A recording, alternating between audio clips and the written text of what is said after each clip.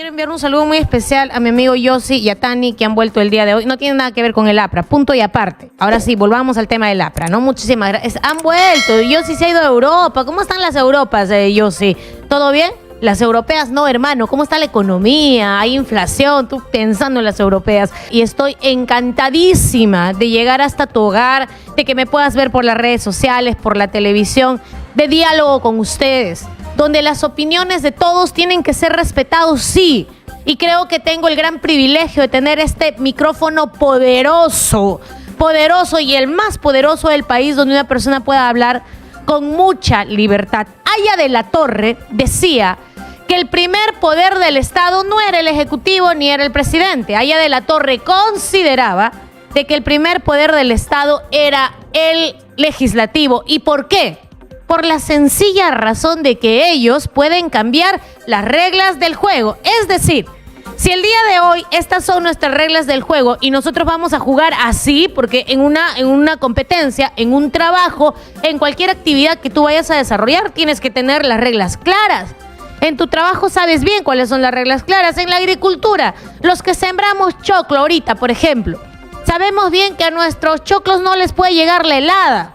Porque si llega la helada podemos perder toda la cosecha. Lo sabemos, sabemos las reglas del juego. Lo mismo pasa en el Congreso Legislativo y el Ejecutivo. Cuando yo fui congresista de la República y tengo que traer este tema, era imposible de que nosotros como congresistas podríamos ir a hablar con un ministro o un presidente. Nos tiraban la puerta en la cara. Así quisiéramos hablar con ellos temas importantes como el de la FP, el ONP, FONAVI, temas que te iban a salvar la vida a ti, que han salvado más vidas que Reactiva, temas del pueblo, temas de la gente para la gente, lo que se supone que es la base de la política, porque se supone que la política es esa, la política es el servicio a los demás, hacer políticas que impacten a todos, se supone, esa es la teoría.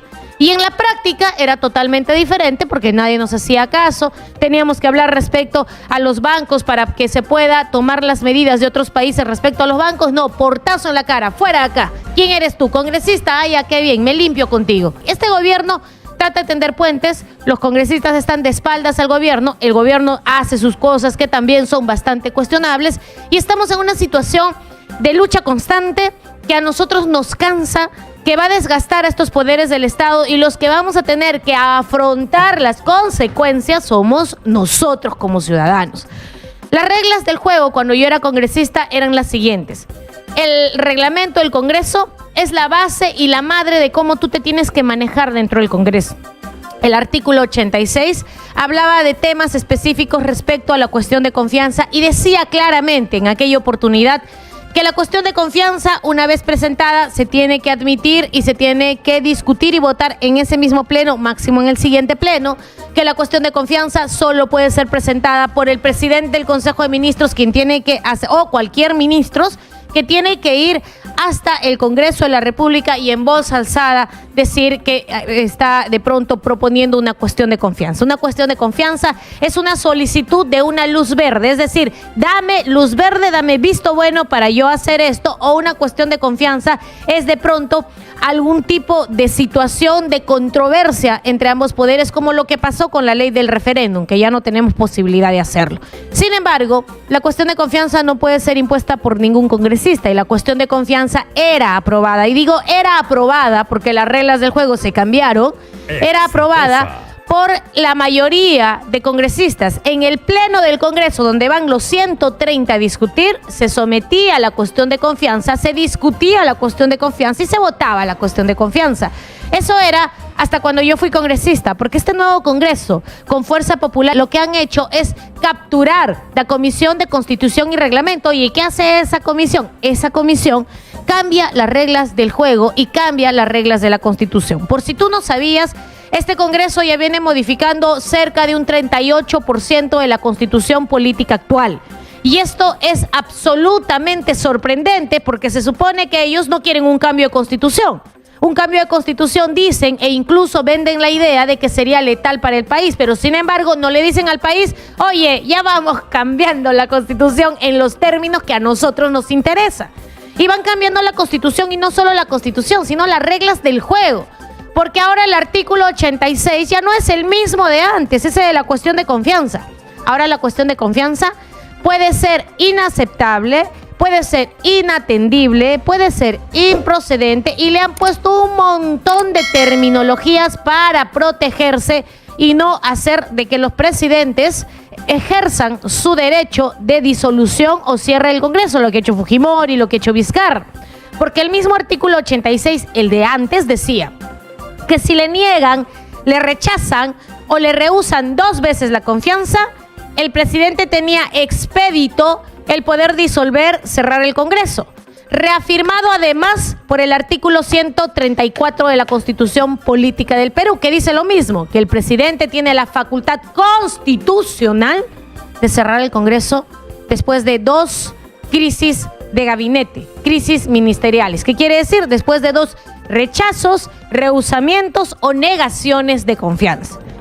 Lo que ha pasado con esta cuestión de confianza, donde el documento que el Congreso ha mandado al presidente dice rechazamos, la palabra rechazo, porque ya habían otras cuestiones de confianza donde dijeron inatendible. Esta cuestión de confianza no entró a ser debatida en el Pleno.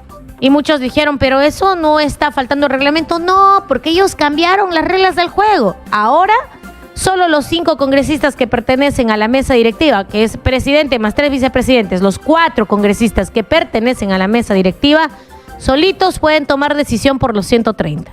¿Los otros 130 sabían de esto? No, ni se enteraron. Los tomaron por desprevenidos. Entonces ahora la mesa directiva puede decir si rechazo o no rechazo una cuestión de confianza. Es que cambiaron las reglas del juego a su antojo. El artículo 113 de la Constitución Política del Perú habla sobre la posibilidad de suspender a los presidentes por la vacancia y entre uno de los literales y de los incisos hablas sobre la incapacidad moral de una persona. Mas no se define.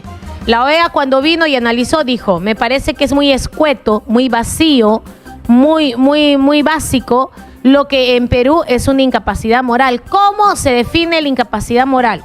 Por ejemplo, Yossi, le pregunto, Yossi, ¿cómo te ha ido en Europa? Las europeas. No. Entonces ya tiene incapacidad moral para aceptar en controles porque el hombre está pensando en las europeas. Puede ser interpretado así. Claro, puede ser interpretado así. Entonces usted está manejando su combi, quiere ganar de pronto un pasajero. ¡Pam! Acelera y se pone adelante. ¿Está usted siendo incapaz moral porque está faltando a la moral? Porque usted sabe que no tiene que adelantarse. Entonces usted es un incapaz moral, por lo tanto ya no va a manejar esa combi y se va a su casa y descansa. ¿Puede ser una interpretación o no? ¿Quién define cómo interpreto que es incapacidad moral? Y esto se tiene que definir bien. El informe de la OEA además ha dicho una verdad que hace rato todos conocíamos pero que no queremos ver y que ahora la prensa dice vamos a hacer huelga de micrófonos caídos. Porque les han dicho que tienen demasiada libertad que no existe en otros países.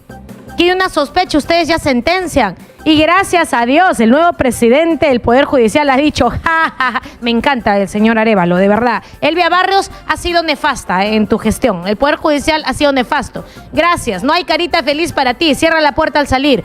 Viene un nuevo presidente del Poder Judicial que ha dicho, las campañas mediáticas no van a tener influencia en las decisiones judiciales. Muy bien, porque el Poder Judicial requiere de una persona técnica, de una persona que sea y aplique el principio de razonabilidad sobre el principio de legalidad. Es legal, efectivamente, de que ya se venció la flagrancia en el caso de Ayacucho, sí, pero la razón dice que si estas personas se están inculpando y están aceptando, no los voy a dejar libres, pues, porque el documento dice, no, la razón tiene que imponerse. Hay principios básicos en el derecho. Y él ha dicho claramente que no se va a imponer las campañas mediáticas. Y la prensa ha tenido un abuso durante todos estos años de su trabajo respecto a la política. ¿Y por qué? Porque la prensa peleaba por nuestros intereses, porque la prensa denunciaba a los corruptos. ¡Por favor! La prensa hacía negocios. Hay un señor que me cae muy bien y tengo que decir públicamente que hay un Miro Quesada del Grupo El Comercio que me cae bien.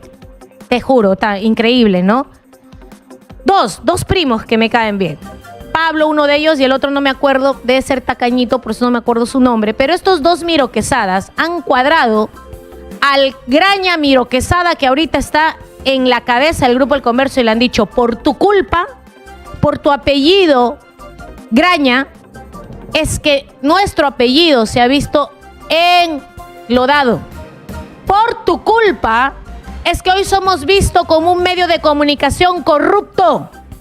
¿Cómo podemos nosotros, como el diario El Comercio y por nuestro apellido, decir de que hemos peleado por los intereses del Perú si desde muy pequeño he sido testigo, lo dice Humiro Quesada, de situaciones deshonrosas? ¿Cómo puede liderar el Grupo El Comercio una persona que ha estado en la cárcel por desfalcar más de 5.000 millones en obras con el Grupo Graña Montero y por haber sido parte del Club de la Construcción?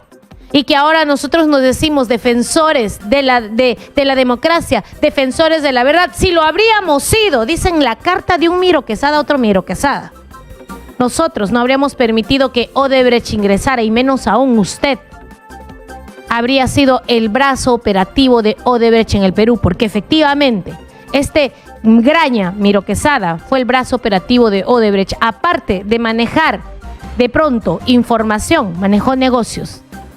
Y esta es la verdadera cara del Perú, y esta es la verdadera cara de esa prensa que ha concentrado el 80% del dominio de la información en este país, y para los que además este tipo de medios somos los rojos, los comunistas, le estorbamos. Porque acá cualquier persona viene y dice lo que piensa. Nosotros no tenemos una línea editorial. Yo puedo pensar muy diferente a Karina Noboa. Y esta es la libertad de expresión que existe en este medio de comunicación. Yo puedo pensar diferente a Nicolás Lucar, diferente de pronto hasta Jaime. Pero eso no quiere decir de que todos acá tengamos que guardar una línea editorial. A eso se le llama pluralidad de información. Pero esto es lo que ha dicho la OEA. Los medios de comunicación han tenido demasiado claro, pues estaban haciendo negocios. Y El Comercio no solamente hacía negocios en temas de construcción, también lo hacía con su imprenta Amaru, si más no me equivoco, que además era la que imprimía todos los libros del Ministerio de Educación. Toditita la torta del Estado era para ellos. Hacían negocios en base a la información. Y es por eso que nunca atacaban a algunos presidentes que han sido más mega corruptos que los actuales. Y no quiero defender a los actuales en lo absoluto, nunca los he defendido.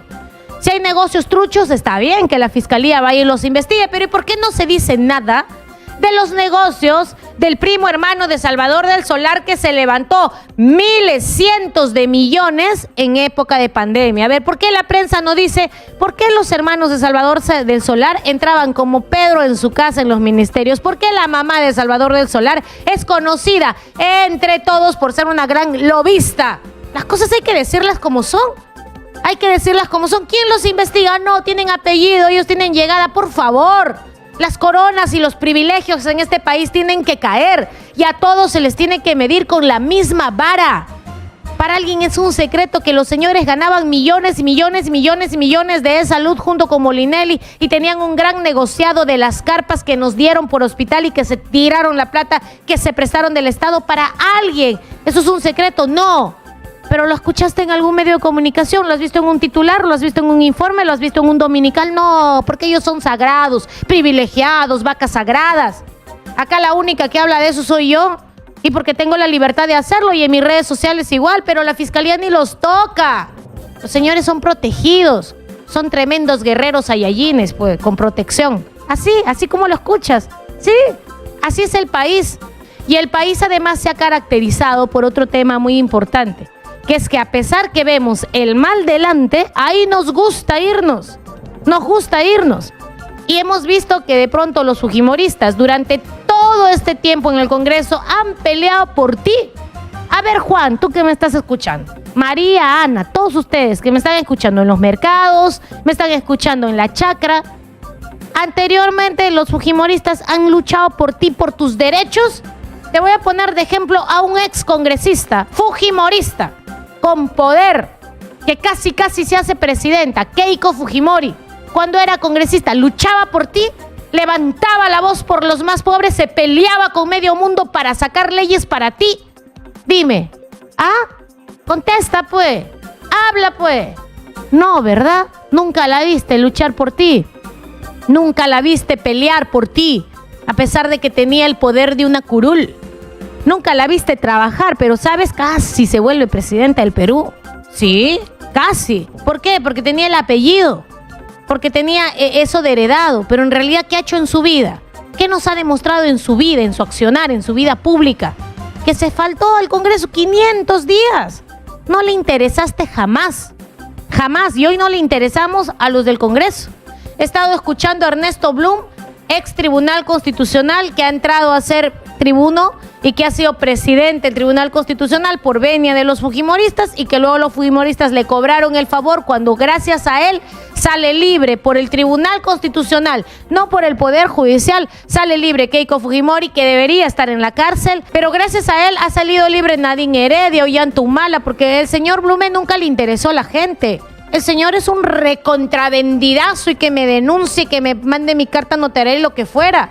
¿Cómo se explica de que el Tribunal Constitucional, en cambio de luchar por el Perú, en cambio de luchar por los peruanos y en cambio de exigirle sus deudas millonarias a más de 80 empresas deudoras, conchudas que tiene el país, les haya dado la oportunidad de no pagar impuestos? ¿Cómo se explica eso? ¿Eso acaso no es una traición a la patria? ¿Acaso el señor Ernesto Blume no es un traidor a la patria por haber tomado decisiones en contra de los peruanos?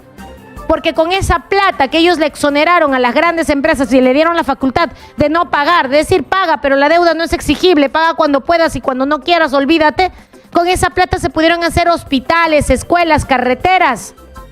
Pero de pronto el señor sale y dice, el Congreso de la República tiene la potestad de poder vacar al presidente, y yo reto al Congreso que lo hagan. ¿Acaso no están dispuestos ustedes a dar su vida por el Perú o tienen miedo de perder la mamadera? Porque cuando yo fui congresista, vacamos a Vizcarra, no raspando votos para llegar a 87, no señor. Llegamos a 105 votos, 105 valientes, 105 personas dispuestas a dar su vida por el Perú. El acto más histórico y heroico que haya podido yo hacer en mi vida. Y eso sin tener a los medios de prensa en contra. Pero ya no sigan en esta pugna inerte, estéril. Están cambiando ellos los artículos 113 de la Constitución y el 114. Que no te sorprenda que ahora el 114 de la Constitución entre a tallar. ¿Qué dice 114? Que al presidente no solamente se le puede suspender por incapacidad moral, sino que también puede haber una incapacidad temporal. O sea, soy incapaz temporalmente, por 24 horas se me va, me volví nube, luego sí. Y esta incapacidad temporal que está en el artículo 114 de la Constitución y que aún no ha sido reglamentada e interpretada de una manera tácita, concreta, puede suspender a un presidente hasta 36 meses. Que no te sorprenda que este es uno de los primeros proyectos que en Constitución, con Patricia Juárez, la fujimorista, están tratando de reglamentar. ¿Por qué tanta desesperación?